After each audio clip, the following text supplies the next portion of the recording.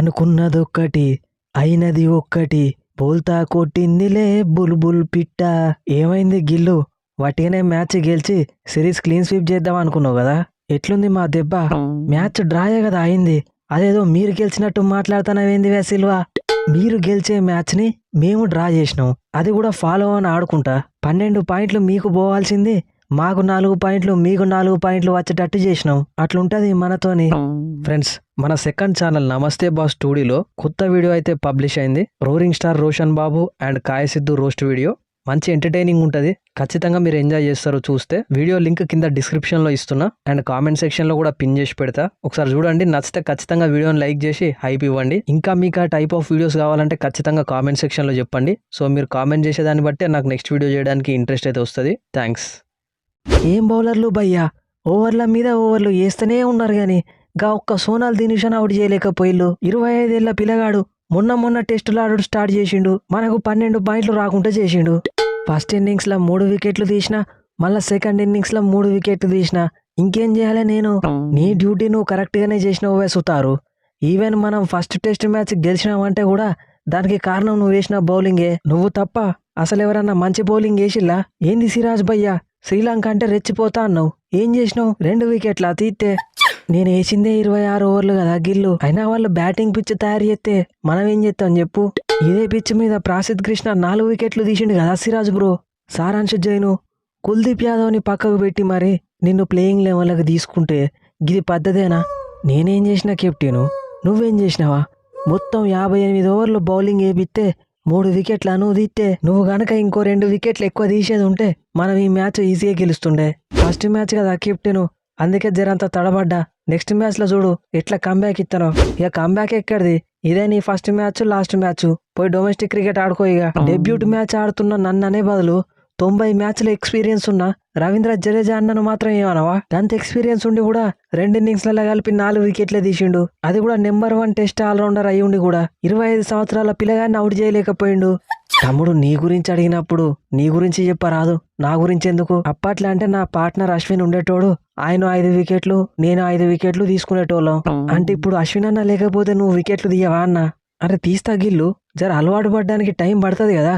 అవ్వా 4 ఇన్నింగ్స్ ఆడితే అల్లా 3 సెంచరీలు చంపిండు. ఇంకో ఇన్నింగ్స్ లో సెంచరీ జస్ట్ 16 రన్స్ తోని మిస్ అయింది. ఈ సోనాల్ దినుషాకి సెంచరీలు సప్లై చేయడానికే వచ్చినట్టున్నది మన పరిస్థితి. ఎట్లుంది దెబ్బ? 4 ఇన్నింగ్స్ 420 రన్స్ సింగిల్ హ్యాండెడ్ గా మ్యాచ్ ని డ్రా చేసిన. డబ్ల్యూటీసీ ఫైనల్ కి పోవాలన్న మీ ఆశల మీద గండి కొట్టిన సోనాల్ దినుషా పేరు గుర్తుంచుకోలే. ఏం బ్యాటింగ్ చేసినావు తమ్ముడు, ఈజీగా ఓడిపోయే మ్యాచ్ ని డ్రా చేసినావు. 4 ఇన్నింగ్స్లలో 420 రన్స్ కొట్టుడింది తమ్ముడు. Never before never after. అట్లుంటది మరి మనతోని. నువ్వు కాపరేట్ చేసేది ఉంటే ఆయనతో ఫస్ట్ మ్యాచ్ కూడా డ్రా చేస్తుండే. ఓ బ్యాటింగ్ లో రన్స్ కొట్టలే, బౌలింగ్ లో వికెట్లు తీయలే. ఓన్లీ కెప్టెన్సీ చేస్తే సరిపోతుంది అనుకుంటారా తమ్ముడు? ఒక 2 టెస్ట్ మ్యాచ్లు అవుట్ ఆఫ్ ఫామ్ అయినంత మాత్రాన కెప్టెన్ క్వశ్చన్ చేస్తావా? లేకపోతే ఈ సిరీస్ మనం గెలవకపోయేసరికి నాకు రావాల్సిన ప్లేయర్ ఆఫ్ ద సిరీస్ పాడికలికి పోయింది. అయినా సిరీస్ గెలిచినవా లేదా అన్న దాంతో సంబంధం ఏమున్నది? పర్ఫార్మెన్స్ ఎవరిది మంచిగా ఉన్న దాని మీద ప్లేయర్ ఆఫ్ ద సిరీస్ వాళ్ళకి ఇవ్వాలి. 420 రన్స్ కొట్టి 3 సెంచరీలు కొట్టిన మా సోనాల్ దినుషాకి ఇవ్వకుండా 328 రన్స్ కొట్టి 2 సెంచరీలు మాత్రమే కొట్టిన దేవదత్ పాడికల్కి ఎట్లిచ్చిల్లో నాకు తెలియాలి అధ్యక్ష. మీరు విషయ పరిజ్ఞానం లేకుండా మాట్లాడుతున్నారు. మా పాడికల్ ఆడింది కేవలం 3 ఇన్నింగ్స్లు మాత్రమే. అయినప్పటికీ 4 ఇన్నింగ్స్ ఆడిన మీ సోనాల్ దినుషా కంటే 90 రన్లు మాత్రమే తక్కువ ఉన్నాయి. మా పాడికలు మమ్మల్ని గెలిపించే విధంగా ఆడిండు. టీముని గెలిపించే విధంగా ఆడిన వాళ్ళకే ప్లేయర్ ఆఫ్ ద సిరీస్ ఇస్తారు అధ్యక్ష. మీ పాడికలు ఆడింది టాప్ ఆర్డర్ బ్యాట్స్మెన్ తోని, కానీ మా సోనాల్ తమ్ముడు 6 నెంబర్ల బ్యాటింగ్ వచ్చి ప్రతిసారి టెయిల్ ఎండర్స్ తోని బ్యాటింగ్ చేసుకుంటా సెంచరీలు చంపిండు. న్యాయంగా అయితే మా సోనాల్కే ఇయ్యాలి player of the series. Babji the king. ఈ సోనాల్ దినుషా ఎవరు? పిల్లగానికి టెస్ట్ మ్యాచ్ ఆడకుండానే ఆడిపిత్తాలు. టెయిల్ ఎండర్స్ తోని ఎట్లా బ్యాటింగ్ చేయాలో తెలియనట్టున్నది పిల్లగానికి. ఫస్ట్ బాల్కే సింగిల్ తీసి వాళ్ళకి స్ట్రైక్ ఇవ్వకుండా మనోడే బ్యాటింగ్ తీసుకుని సెంచరీలు కొట్టిండు. కరెక్ట్ రిజు డాన్సరు. వీళ్ళ కోచ్ ఎవరో కరెక్ట్ గా కోచింగ్ ఇత్తలేనట్టున్నాడు. బౌలర్లకు బ్యాటింగ్ దొరికినప్పుడు వాళ్ళకు బ్యాటింగ్ ఎట్లా చేయాలనో దగ్గరుండి నేర్పియాలి. అదొదిలిపెట్టి వాళ్ళకి స్ట్రైక్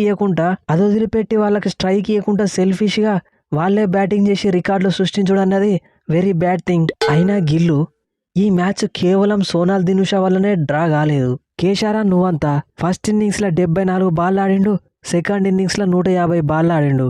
అంటే 37 ఓవర్లు. తర్వాత లాహిరు కుమార ఫస్ట్ ఇన్నింగ్స్లో 58 బాళ్ళు, సెకండ్ ఇన్నింగ్స్లో 90 బాల్స్, అంటే 24 ఓవర్లు. ఈ టైలెండర్లు ఇద్దరు కలిపే ఆల్మోస్ట్ 60 ఓవర్లు ఆడిల్లంటే మామూలు విషయమా? అట్లున్నది మరి మన బౌలర్ల పనితీరు.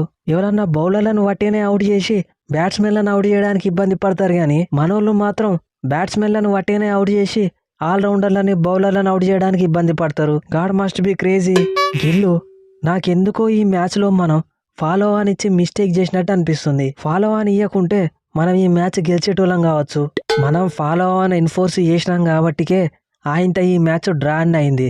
లేకుంటే మనోళ్ళు వేసే బౌలింగ్కి మ్యాచ్ వాళ్ళు గెలిచినా గెలిచేటోళ్ళు. అదెట్లా గిల్లు? 4వ రోజు శ్రీలంక ఆల్అౌట్ అయ్యే టైంకి మన లీడు 213. ఒకవేళ మళ్ళా మనం ఫాలో ఆన్ ఇవ్వకుండా బ్యాటింగ్ వచ్చినామనే అనుకుందాం. లీడ్ ఎంత పెడతావు? ఆల్రెడీ 213 లీడ్ ఉన్నది. ఇంకో 6 సెషన్లు ఉన్నాయి. ఓ 2 సెషన్లు బ్యాటింగ్ చేసి ఇంకో 250 యాడ్ చేసినా కానీ 460 లీడ్ అవుతుంది. మిగిలిన 3.5 సెషన్లల్లా వాళ్ళని ఈజీగా ఆల్అౌట్ చేయొచ్చు. ఖచ్చితంగా లీడు ఓ 450 దాటంగానే మనం డిక్లేర్ ఇస్తుండే. ఇప్పుడు వాళ్ళ టోటల్ ఎంత? 429 డిక్లేర్ ఇచ్చిళ్ళు. అంటే వీళ్ళు చేసిన బ్యాటింగ్ని బట్టి ఒకవేళ మనం ఫాలో అని ఇవ్వకపోతే ఈ మ్యాచ్ వాళ్ళు గెలిచినా గెలుస్తుండే. కరెక్టే గిల్లు బయ్యో. ఓవర్ కాన్ఫిడెన్స్కి పోకుండా కనీసం మ్యాచ్ డ్రా అన్న చేసుకున్నాం. 12 పాయింట్లు పోయి 4 పాయింట్లు అయితే వచ్చినాయి కానీ ఇప్పుడు మన డబ్ల్యూటీసీ పరిస్థితి ఏంది? ఏం లేదు పంతు.